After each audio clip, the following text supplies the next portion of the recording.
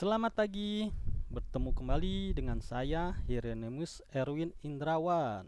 Pada kesempatan ini kita akan membahas mengenai mata kuliah akuntansi sektor publik.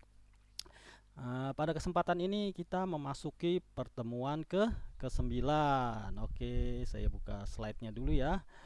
Pada pertemuan ke-9 ini kita akan memasuki materi mengenai otonomi daerah dan perimbangan keuangan antara pusat dan daerah. Oke, sebelum masuk ke pertemuan ke-9, pada pertemuan sebelumnya, pertemuan 1 sampai dengan pertemuan ke-6 ya, kita telah membahas mengenai apa yang dimaksud dengan akuntansi sektor publik. Sektor publik itu siapa sajakah yang termasuk ya? Jadi kita jangan fokus hanya kepada pemerintah ya, baik itu pemerintah pusat, pemerintah daerah dan lain-lain. Tapi juga ada dari swastanya ya, seperti yayasan ya kan, partai politik ya kan, kemudian juga tempat ibadah. Nah, itu semua juga pasti mempunyai catatan tersendiri. Kemudian juga BUMN, apakah termasuk sektor publik ya? BUMN memang sahamnya dimiliki oleh negara. Dia tugas utamanya adalah melayani masyarakat. Nah, cuma sebagai efek baliknya adalah apa? Mereka ada jasa yang harus dibayar ya. Jadi seharusnya BUMN itu juga harus menguntungkan, kecuali terhadap sektor-sektor yang menguasai hajat hidup orang banyak ya, seperti transportasi darat ya, kemudian kereta api. Nah, cuman kemarin seperti ciri-ciri akuntansi sektor publik ya, selain yang utamanya adalah menghimpun dana dari masyarakat, dan kemudian juga tidak profit motif, tapi ada aspek-aspek lain, yaitu apa? Dia harus, kalau pemerintah ya, harus disetujui oleh siapa? Perwakilan rakyat ya. Nah, di sini ada DPRD maupun DPR ya. Untuk pemerintah pusat DPR, untuk pemerintah daerah DPRD. Baik pengajuan anggaran maupun pertanggungjawabannya anggaran. Nah, itu adalah ciri-ciri, salah satu ciri-cirinya.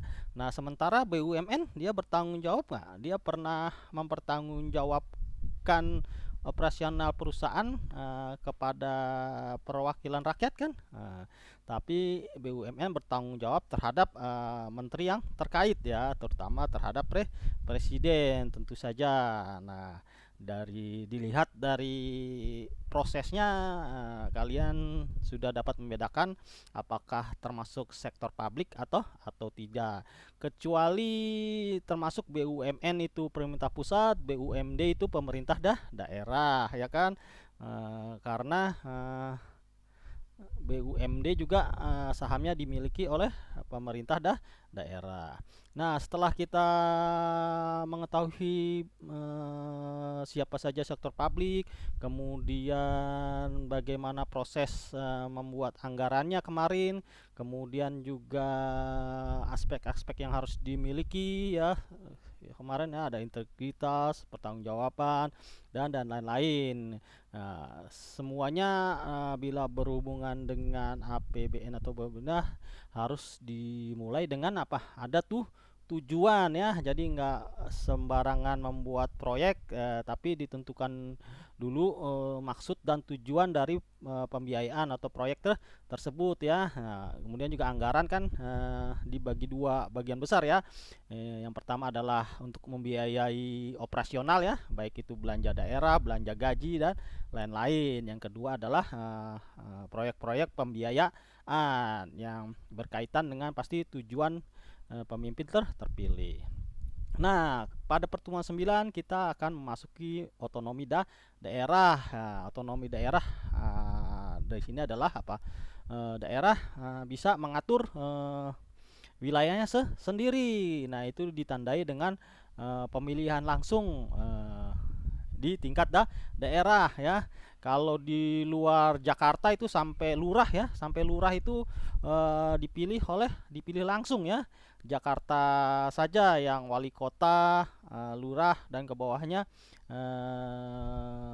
ditunjuk langsung oleh pimpinan di atasnya. Sementara di luar DKI, daerah khusus itu sampai lurah itu dilakukan pemilihan lah langsung. Nah, saat otonomi daerah ini pertama kali disepakati, nah, karena sekarang banyak muncul istilahnya raja-raja kecil di daerah ya, karena merasa dipilih langsung oleh rakyat ya, sehingga seperti mempunyai kekuasaan absolut ya untuk menggunakan dananya. Seperti apa, sering terjadi tumpang tindih wewenang ya, ada yang jalan aja dibagi dua ya, ada jalan tanggung jawab pemerintah pusat, ada jalan tanggung jawab pemerintah daerah. Nah, seperti kita yang tinggal di Jabodetabek ya, seperti masalah Kali Ciliwung kan ya, itu tidak pernah tuh tuntas karena Kali Ciliwung mengalir ya dari puncak ya masuk Jawa Barat ya, kemudian Depok, kemudian DKI. Nah, penanganannya harus apa ya, antar daerah ya, walaupun telah ditengahi oleh pemerintah pusat ya, dalam hal ini Departemen PUPR. Namun pada kenyataannya pelaksanaannya masih terjadi bentrokan. Ini adalah sisi negatif ya dari otonomi daerah. Nah, kemudian dalam dalam anggaran itu kan sektor publik ada pemasukan dan juga ada pengeluaran. Nah, di sini kita akan membahas otonomi daerah. Nah, ini otonomi untuk mengatur mengurus kepentingan masyarakat setempat menurut Prakasa sendiri berdasarkan aspirasi masyarakat dalam Ikatan Negara Kesatuan Republik Indonesia. Aspirasi masyarakat ya tentu saja diperoleh melalui jalur politik ya, perwakilan kita. Semoga perwakilan kita telah mencerminkan aspirasi rakyat. Nah, kalian yang tinggal di daerah Depok, Cibinong, Tapos tentu juga selalu bertanya-tanya kenapa kok jalan-jalan rusak itu tidak langsung diperbaiki ya. Kemudian, nah di sini ada pendapatan daerah ya, ada belanja daerah, ada dan pembiayaan daerah. Ini belanja daerah dia tentu saja adalah membiayai diri sendiri ya, seperti misalnya operasional daerah ya, belanja pegawai, belanja gaji pegawai. Nah, itu biasanya sudah menghabiskan hampir 50% pendapatan daerah. Nah, pendapatan daerah di sini juga sangat timpang ya, seperti kita ingat ya, ketika Presiden Jokowi dari Solo, wali kota Solo, kemudian dia menjadi gubernur DKI, merasakan sekali ya perbedaan anggaran ya. Di DKI itu anggarannya, pemasukannya itu terbesar ya, paling terbesar. Sementara di daerah-daerah yang tidak memiliki sumber daya itu kecil, karena itu judulnya ada perimbangan ya antara pemerintah pusat dan pemerintah daerah. Nah, sekarang coba kalian lihat kenapa DKI paling besar ya, yang termasuk pendapatan daerah apa, seperti apa kan, reklame di gedung ya kan, PBB, lihat gedung-gedung bertingkat di DKI ya. Nah, itu bisa kita bayangkan pajaknya ya, dari PBB saja rumahnya gede-gede ya, kemudian dari reklame itu banyak sekali ya. Nah, makanya di sini pemerintah daerah harus giat-giat ya, banyak sekali reklame yang juga tidak berbayar. Kemudian apalagi dari kendaraan ya, pajak kendaraan, waduh banyak banget DKI kan, karena itu DKI merupakan APBD-nya terbesar. Nah, nanti tidak tahu ya saat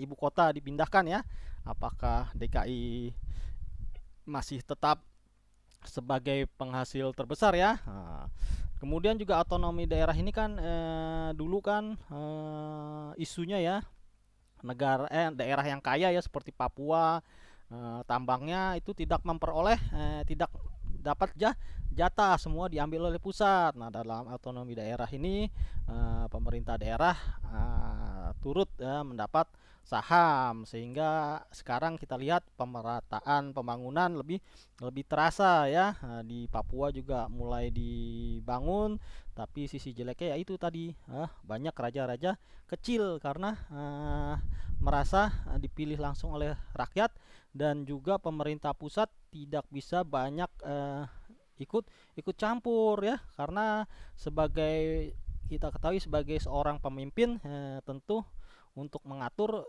harus diimbangi dengan kekuasaan untuk memaksa ya. Nah, karena daerah dipilih langsung, kekuatan pemerintah pusat untuk turut mengatur itu menjadi semakin kecil karena tidak bisa memaksa. Komponen yang bisa dipaksa yaitu tadi dari pemerintah perimbangan ya, keuangan ya. Nah, nanti kalau misalnya daerah nggak mau nurut, eh, dana hibah dari pemerintah pusat tidak diturunkan. Nah, jadi memaksanya cuman dari sisi itu tersebut ya, pembagian keuntungan dari pemerintah pusat ke daerah. Contohnya apa sih? Dari mana pemerintah daerah mendapat biaya dari pemerintah pusat ya? Contohnya seperti pembagian pajak ya, pajak PPN ya, itu kan harus dibagi ya. Pajak PPN itu dipungut oleh pemerintah pusat ya. Nah, kemudian daerah akan mendapat persentasi juga. Nah, itu diberikan oleh pemerintah pusat. Itu salah satunya pajak PPN ya. Kemudian PPH ya, PPH juga kan dipungut oleh pemerintah pusat. Nah, kemudian Pak, bagaimana cara membedakan pajak pemerintah pusat dan daerah? Kalau dia setorannya ke kantor pajak, nah kantor pajak kan milik pemerintah pusat ya, pasti di itu penghasilan pemerintah pusat. Tapi kalau daerah, setornya kemana? Ke kelurahan ya, di Peda, dinas pendapatan daerah ya, kayak STNK kan. Nah, STNK kan kita nggak bisa bayar di mana aja ya, beda dengan SIM yang bisa di mana saja ya kan. Nah, karena STNK masuk ke daerah. Nah, salah satu isu yang terlepas adalah SIM.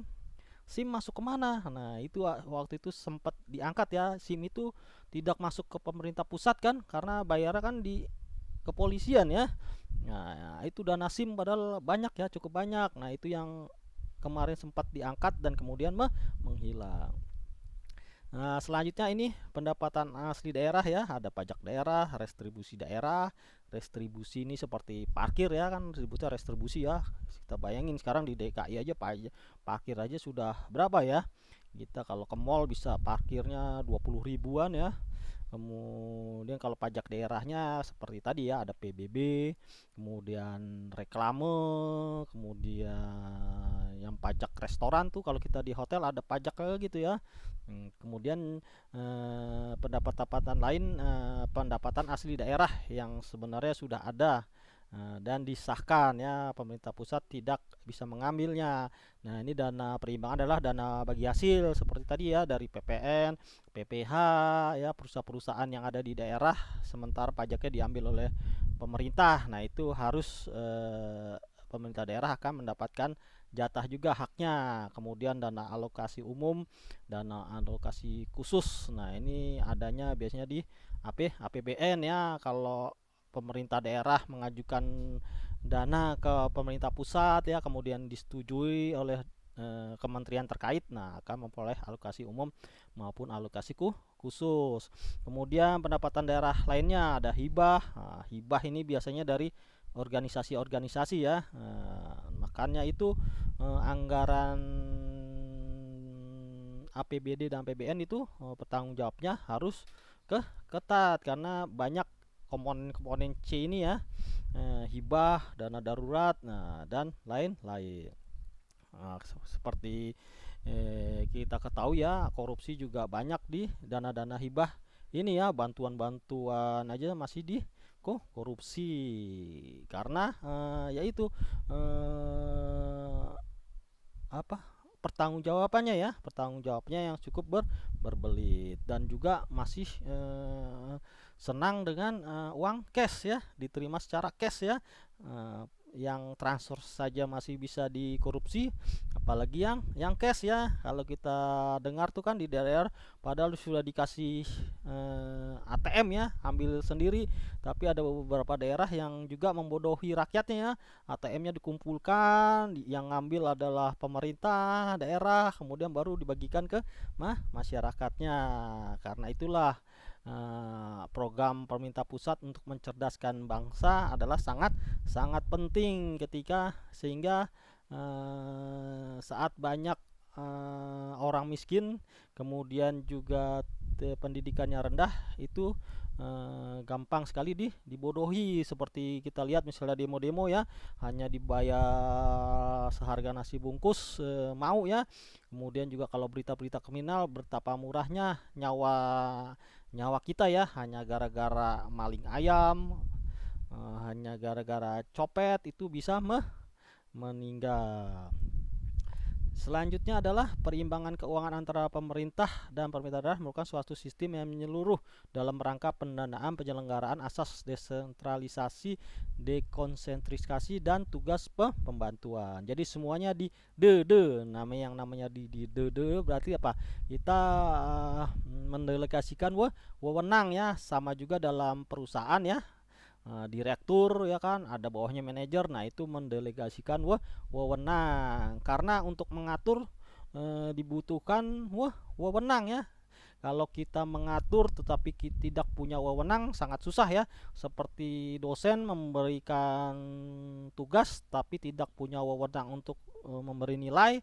Nah, pasti kalian mahasiswa juga banyak yang tidak menurut akhirnya ya. Sama juga seperti Pak Ogah mengatur lalu lintas dibandingkan yang polisi mengatur lalu lintas. Tentu saja perbedaannya akan sangat sangat banyak.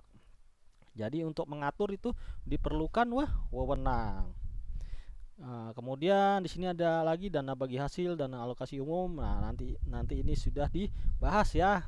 Jadi pemerintah daerah untuk yang pendapatan daerahnya kecil ya, seperti tadi PBB-nya kecil, rumahnya jarang ya, pendapatan dari pajak kendaraan bermotor juga kecil. Nah, itu pasti membutuhkan bantuan dari pemerintah pusat, karena juga pasti ada proyek-proyek pemerintah pusat yang ada di daerah tersebut. Nah, jadi pembiayaannya diberikan oleh pemerintah pusat terhadap daerah-daerah yang memiliki pendapatan masih kecil ya kan. Seperti di Kalimantan ya, tentu saja STNK dan pajak PBB itu kecil ya, karena jarang ya, tetapi dia banyak memiliki apa sumber daya alam yang banyak ya. Nah, itu kan disedot oleh pemerintah, karena itu harus ada bagi hasil. Nah, ini kan dekonsentrasi adalah pelimpahan wewenang, artinya untuk mengatur kita membutuhkan wewenang. Tugas pembantuan, penugasan dari pemerintah kepada daerah atau desa atau sebutan lainnya dengan kewajiban melaporkan dan mempertanggungjawabkan pelaksanaannya kepada yang menugaskan. Seperti ini yaitu ya tadi penanganan banjir Ciliwung. Nah, itu kan banyak akhirnya pemerintah pusat turun tangan ya kan. Tapi pelaksanaannya misalnya dibagi-bagi kan.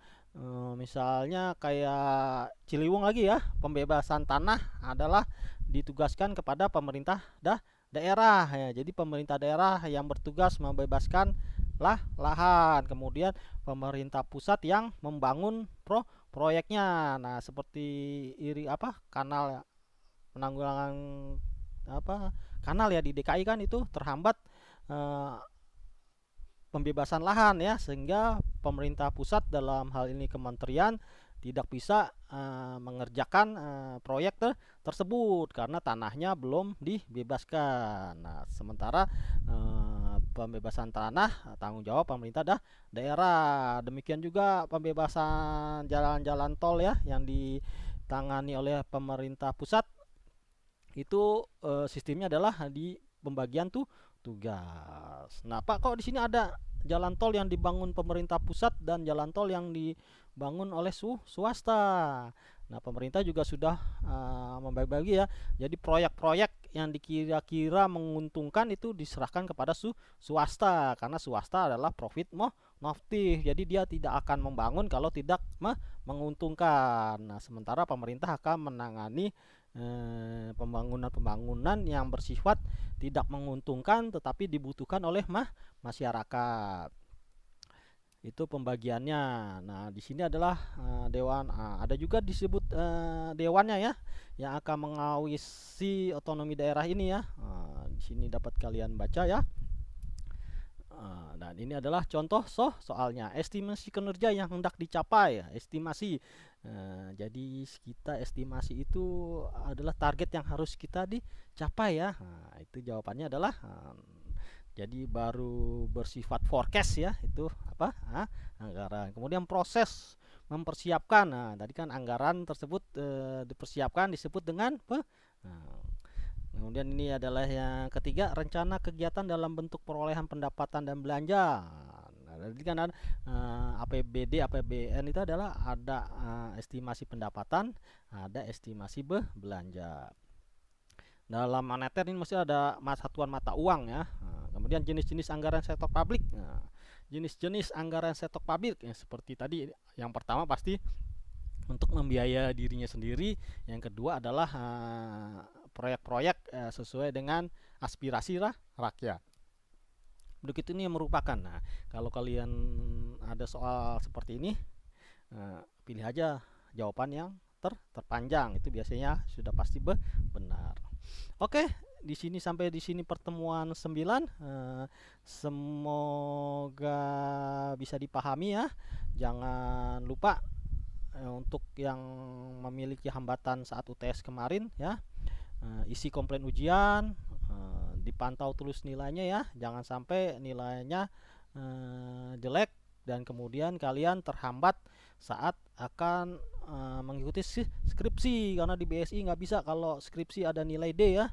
Kasihan sekali, ada beberapa mahasiswa yang bilang ke saya tidak bisa ikut skripsi karena nilainya tidak memenuhi. Akhirnya apa? Jadi pemborosan. Kalian membayar uang SKS tetapi tidak bisa ikut skripsi. Jadi uang semesternya jalan tapi kalian hanya ikut HER saja untuk memperbaiki nilai. Jadi perbaiki secepatnya nilai-nilai yang masih tidak memenuhi syarat agar tidak menghambat nanti kalian akan saat ikut skripsi maupun tugas akhir.